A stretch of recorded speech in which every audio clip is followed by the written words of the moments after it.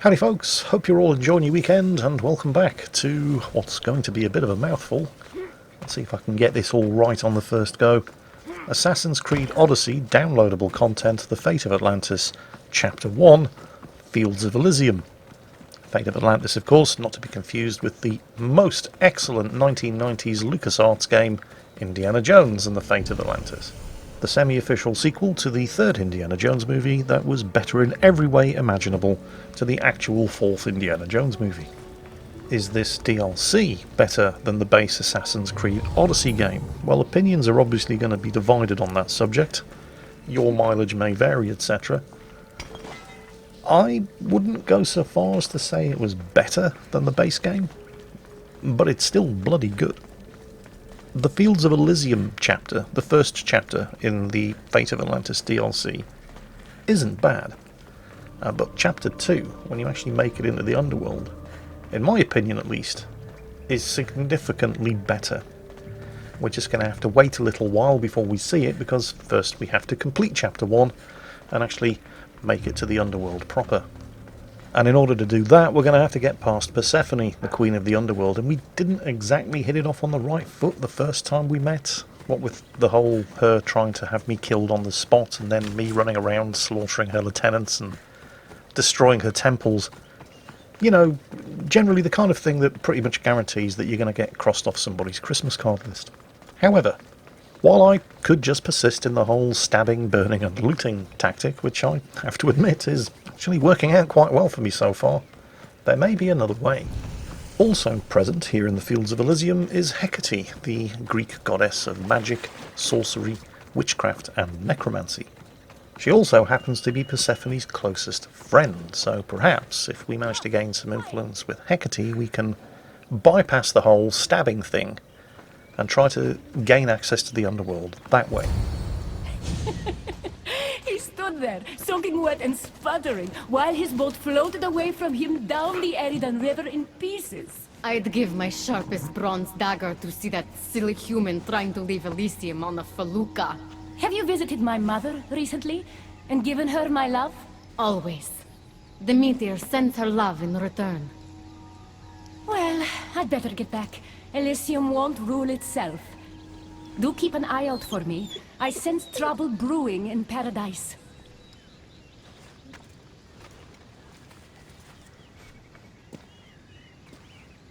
I was starting to think you'd never get here. You can't waste time if you hope to break Persephone's control over the gate to the underworld. Did you really think word wouldn't get out that you're in collusion with Elysium's pretty boy, Adonis? Is that so? Unfortunately, no one passes through the gate to the underworld without Persephone's permission, which she has never given. Ever. Luckily for you, as the goddess of crossroads and keys, locked doors happen to be my specialty. Are you saying you can get me through the gate? I'm saying I can help you bypass Persephone. Women, huh? From what I just saw, you're pretty close with Persephone. Why would you want to work against her? I'm not asking for your blind trust. Let me prove our goals align. This unlocks the door to Persephone's hidden sanctuary. She keeps all of her most intimate possessions there, stowed away from her husband. Among her treasures is a journal rumored to contain information you desperately need about the gate. Bring it to me as soon as you can. I'll go get the journal. The sooner you bring me it, the closer you are to leaving Elysium. Don't waste any time. Well, she seems completely trustworthy. She is Persephone's best and only friend, after all. We should totally do absolutely everything that she says and never, ever question her motives. Clearly she's only in this for good altruistic reasons. She has no interest in Persephone's secret journal other than helping us progress further into the underworld. There are no ulterior motives going on here whatsoever. To be completely fair to Hekate, she has had an awful lot of bad press that wasn't really her fault. I mean, She was the goddess of crossroads, entrances, light, magic, witchcraft, herbs, poisonous plants, ghosts, necromancy, and sorcery. So when Christian scholars started digging around the ancient Greek world, you can see why they might have had a bit of a problem with the whole witchcraft, sorcery, and necromancy side of things. In Christian cultures, that kind of thing has always been associated with devil worship, and then of course you've got Hecate's association with the underworld, and as far as a Christian's concerned, as far as an uneducated Christian is concerned, the underworld is hell, and hell is Satan. So, well, Hecate never really stood a chance. Because to the ancient Greeks, the whole concept of the underworld was nowhere near as clear-cut as a straight division between heaven and hell, good and evil. It wasn't like that to them. There were certainly parts of the Greek underworld that were quite hellish. Tartarus, for example, was an abyss that was used as a dungeon of torment and suffering. But on the other hand, you can quite clearly see that certain parts of the Greek underworld, Elysium, for example, was a lot more heavenly in nature. The Fields of Elysium is where Greek heroes and demigods would go to spend their afterlives. Note that you didn't get into Elysium just by being good. No, you got into Elysium by being great. Achilles spent the afterlife in Elysium, and Achilles was a famous arsehole. But he was really good in a fight, and that was good enough for the gods. So these fundamentally different ancient Greek attitudes towards the afterlife were also reflected in their different attitudes towards things like witchcraft. And by extension, Hecate, the goddess of witchcraft. Hecate was never really seen as being an evil goddess. I mean, she was no better or worse than any of the other Greek gods. Which isn't really saying much. They were all pretty much a bunch of bastards. But all of the negative publicity that she's received in Christian cultures is purely a result of viewing ancient Greek culture through a Christian looking glass, and she doesn't really deserve it.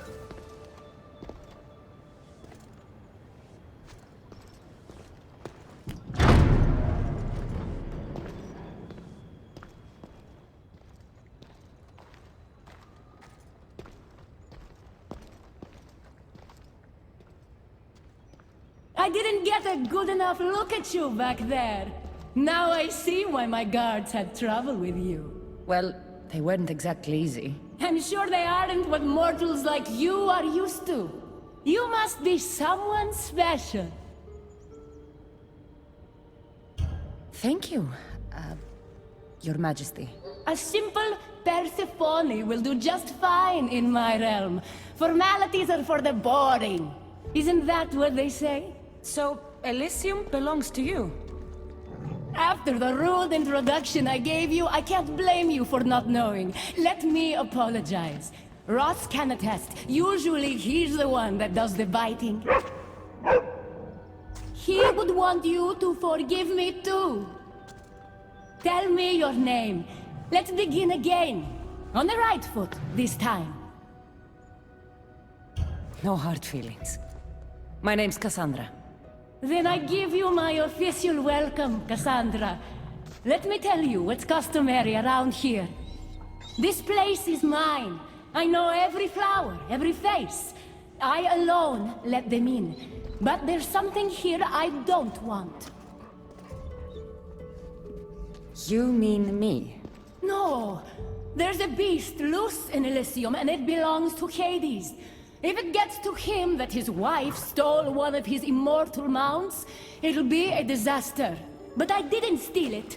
I won't go near the things. They brought me down here in the first place. No, someone wants me to look bad, and I need that horse gone. The Hades? I'll take it you aren't a happy couple. He's tried, of course, to bond with me. But what can he expect out of a prisoner? Love? That's just stuff of legend. You think someone would do this to you? It's highly unlikely the thing got in here on its own. I have to remember Elysium is my paradise, not everyone else's. I'll see if I can find the horse for you. What does it look like? You'll know it when you see it, trust me. Not only is the beast immortal, but he is terrifying. Horses don't scare me. Has anyone seen him lately? I heard screams coming from the Asphodel Arboretum. Perhaps he's scaring civilians. Bring it to my stable boy, the jockey of Artemision. He'll know how to send it galloping back to the nightmare it came from.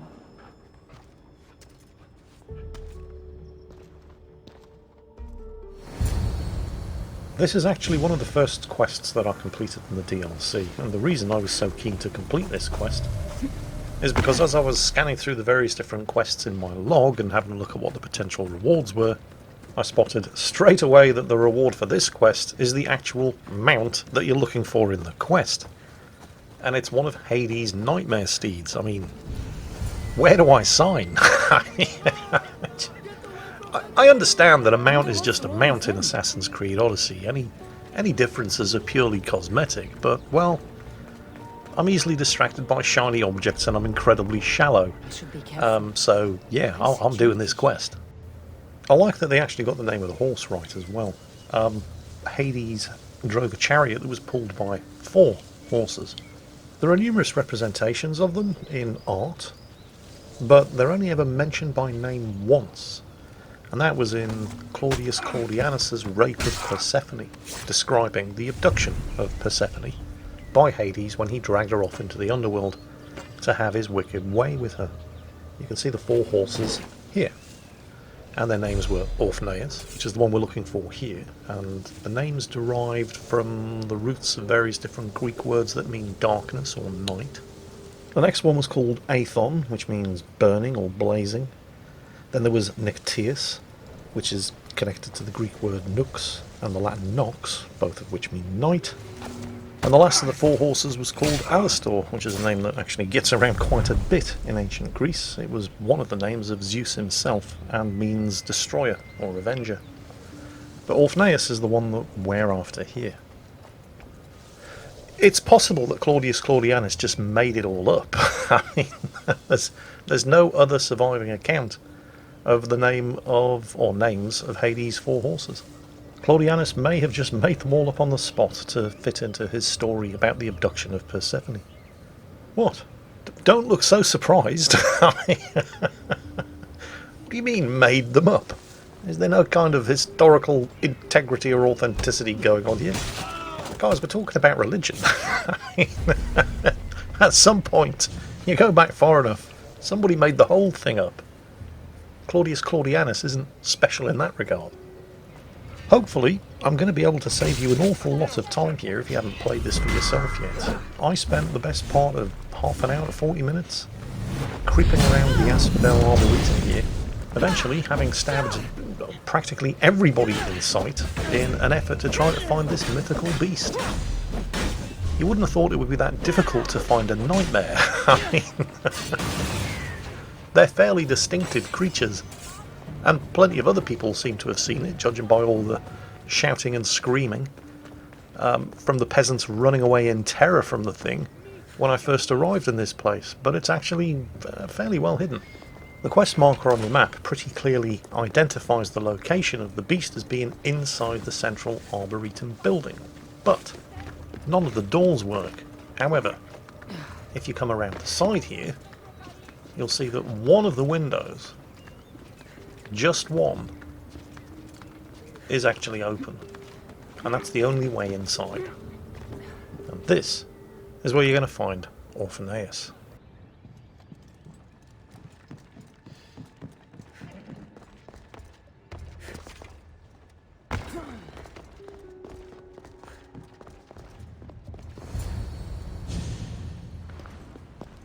Don't come any closer.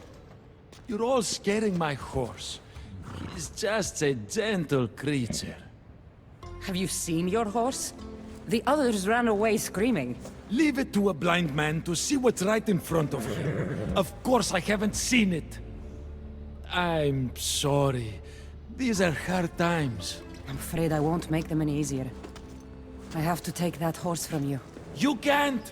First Persephone takes my sight, and then you take Orphe? Our friendship was instant. I heard the neigh of a fierce horse. I approached him, unafraid. and he licked my palm. Did you say Persephone blinded you? She had one of her godly soldiers fry me with fire. It was punishment for telling others what I thought of this paradise, and somehow it got back to her. Said I didn't deserve to see the beauty she created. Cool story, bro. Now give me the horse. He's not supposed to be in Elysium. Are any of us in a realm that boasts perfection but shows only deceit? Have pity. Let him stay with me. Tough titty, old man. I need that horse for my own selfish purposes, which means you, my friend, are shit out of luck. Little do you know that this is Hades' horse. It's going back to him.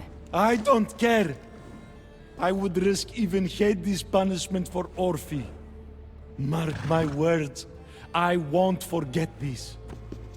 Terrifying though the potential wrath of a flatulent old blind man may be, that is a risk that I am more than happy to take. Whoa, boy! Don't tell Phobos, but you are one impressive beast. I need to take this horse either to Adonis or to the stable boy. You to choose. Yeah, choices. So, pretty boy Adonis wants the horse for his own revolutionary pretty boy purposes. I'm not quite sure how owning one of the mythical nightmare steeds of Hades is going to help him expand his business of Greek male hair and body beauty salons across the underworld, but, well, he is an exceptionally pretty boy with some extremely sturdy thighs, so I'm sure that his physical beauty means that whatever business model he's come up with is completely beyond reproach. On the other hand, Persephone does still control access to the gate from Elysium to the underworld. And I can either go with Adonis, which basically means stabbing everything in sight and taking the gate by force, and I'm kind of okay with that. Come on. Or I can just not be a dick to Persephone. Take the horse back to her, or her stable boy, and hope that she'll be, well, you know, grateful.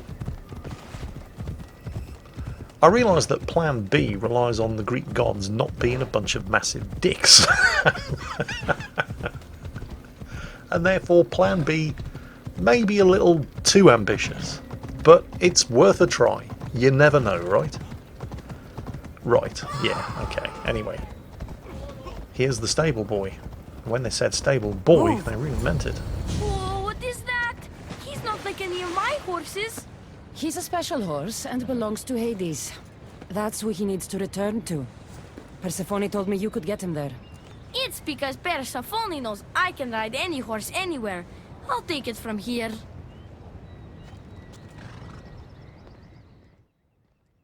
Right, done. Where's my new mount? Oh, not done. I have to return to Persephone. Okay, fair enough. Good news, I take it. I know Hades will be missing his beast. I found him and took him to your stable boy like you asked.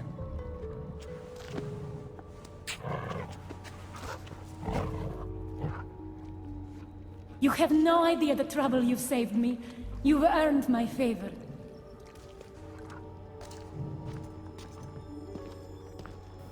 What, is that it? Okay, now I feel vaguely cheated. Oh wait, no, there it is. Orphaneus. Brand new mount. Fantastic. Quest complete. Didn't appear to get me through the gate to the underworld though, did it? Right, well, if at first you don't succeed, betray Persephone, steal her journal, and take it to Hekate. Her best and closest friend, who's obviously having me do this for completely selfless and noble reasons. At the same time though, I kind of have to confess, I'm not sure I really quite grasp the efficiency of Persephone's security methods. I mean, think about it. She lives on an acropolis, surrounded by superhuman guards. Unless you can fly, the only way up is through a portal, which I assume you can turn off in the event of emergencies. And even if that's not the case, or somebody manages to climb the mountain walls and get to the top of the Acropolis, she's surrounded by superhuman guards, and inside a massive building with extremely thick walls and very heavy doors. And also, let's not forget, she's an Isu. I mean, even if everything else fails, she's not entirely defenceless herself. And yet, her journal, which apparently is her most prized and secret possession, is stored inside a mouldy, damp tomb with no guards whatsoever under a mountain. Which kind of leads me to one of two possible conclusions. Either Hekate isn't being entirely honest with me, which is entirely possible, or Persephone's an absolute fucking moron. Well, actually, no, there is a third alternative. I already know I'm going to regret saying that. There can't be a third alternative. There are only ever two alternatives. There's a third choice. Budge. Ubisoft are a bunch of fucking morons. Well, one way or the other, I guess we're going to find out. Right, anyway, puzzle time. So, clearly those things need to move in order for me to be able to drop down through there and progress. Actually, wait, I'm only trying to move them in one direction. They wouldn't move forward, but they will move back. Okay. It's all good. We got this. Let's see where this leads. Should now be able to drop down. Yep, no problem. Okay, where to now? Oh, there's a treasure chest here. Some stuff. Okay, fine. You'll often see me smashing these pots, and trust me, I'm not just doing it out of a wanton act of vandalism. I'm not some teenage tearaway. There are often secret passages located behind them. Little gaps in the wall that you can creep through, hidden by the pots. Just not this time. Anything in here? Nothing obvious. Take a good look around though, just in case. Okay, there's a big old trap in the middle of the room. Nothing over here. Can I back my way through that? I can. Okay.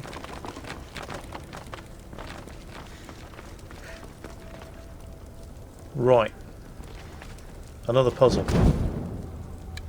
I should be able to, yep, crawl through there. Pot blocking me on the other side, but that's taken care of with the bow and arrow.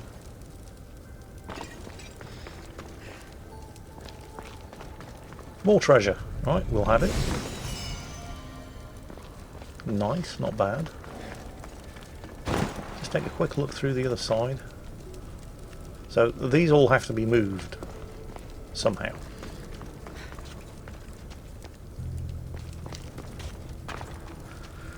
Okay, well I'll see if I can move any of them from this side. I suspect probably not. Something's in the way. And it's going to have to be done from the other side through the hole that Something's blocking I exposed in the wall over to the left. But we'll just make sure. Okay, this bit moves. Gods, set fire out! See what that's. Ow! Ow! No! No! Stop! Stop! Stop! That's not good. Nope. Nope. Can't move any of that. Right. So it's gonna be through here. And can't pull it. Can't push it. It's blocked by something. No, no! Fire out! Oh god! Not Does again. not Seriously? work through. Shit! Grah! Really? Alright, let's try this one. Now this one does move. Not Something's far in the enough way. for me to get all the way through though, but that means I should be now able to move that one over there. And that allows me to get through, but just back through to the original room where I was. This can move up to there. Can that be pushed? No. Won't Not going to move left or budge. right, it's blocked either side. I think I'll have to go back through again. Very probably.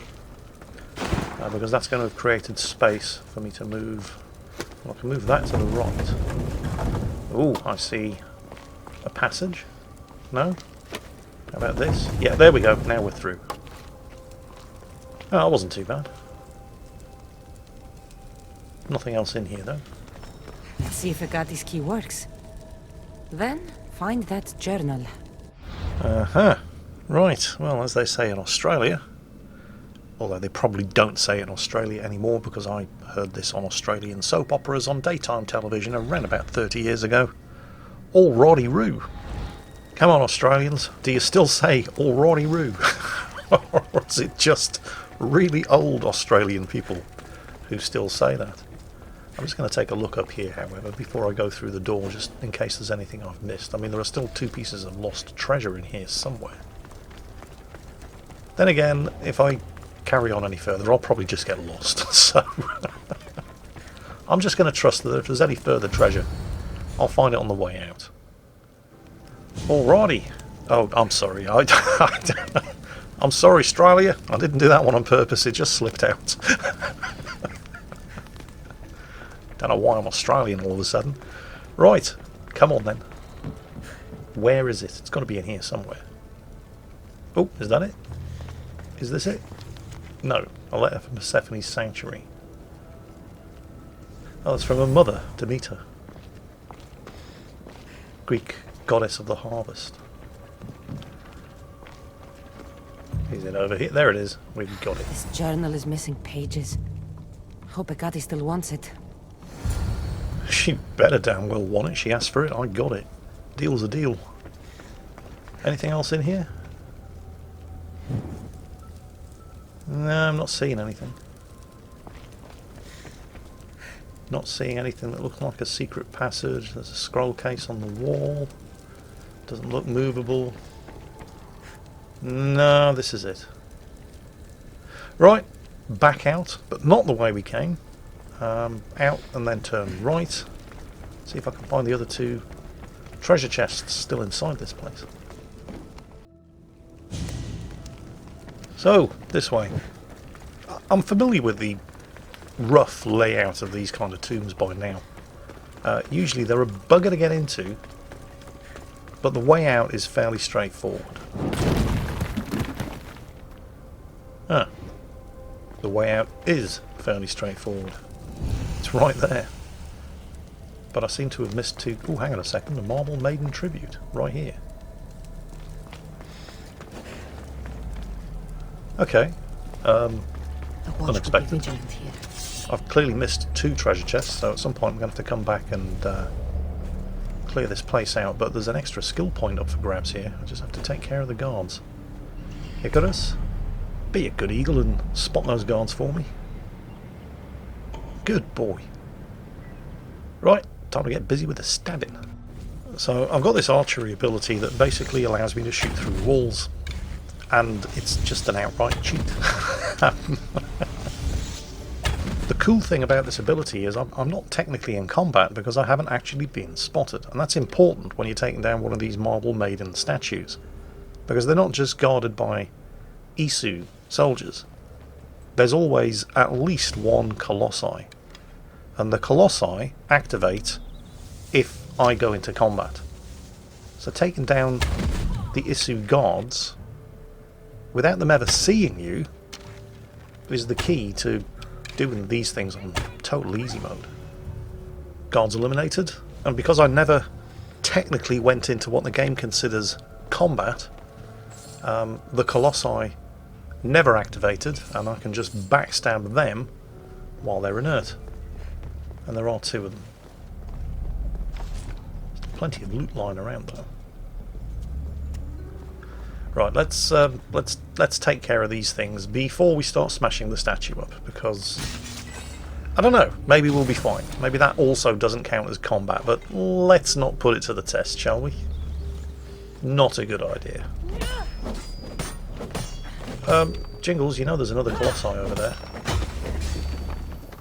Okay. Yes, I didn't take care of the other Colossi. I did in fact put my theory to the test without realising it. So yeah, as long as the human gods, or Isu gods, have been taken care of, you can demolish one of these Marble Maiden tribute statues without activating the Colossi. So that's good to know. You're welcome. Just think of me as a public information service. Right, anyway, let's get this journal back to Hekate. And I don't want to hear her bitching about any missing pages. I'm not sure how stealing Persephone's journal will help me open the gate to the underworld, but here it is. Stealing Persephone's journal wouldn't help us. But stealing the journal that belonged to the gate's locksmith will. Who's the locksmith? It doesn't say. Looks like a lot of pages were torn out. Now be quiet while I read.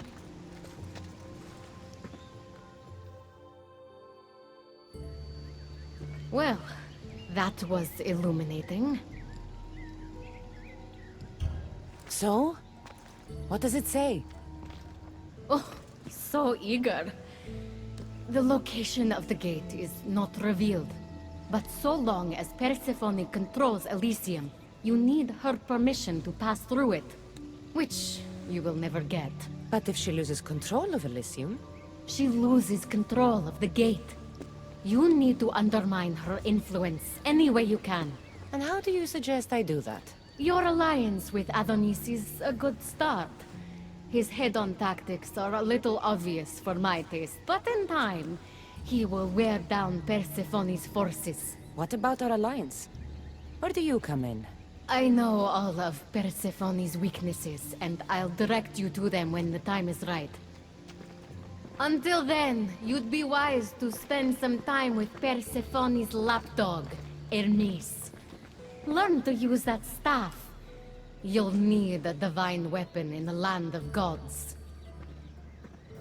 So, to summarise, the journal that you had me steal from Persephone turned out to be absolutely worthless, and we've only got your word for that, and your advice is that I carry on doing what it was that I was doing anyway, before I came to speak to you in the first place. Yes, I'm sure she's entirely trustworthy, and is absolutely definitely not going to betray me at the drop of a hat. I hope you enjoyed this episode, I hope you're enjoying your weekend, and join me in the next one to find out if I'm wrong.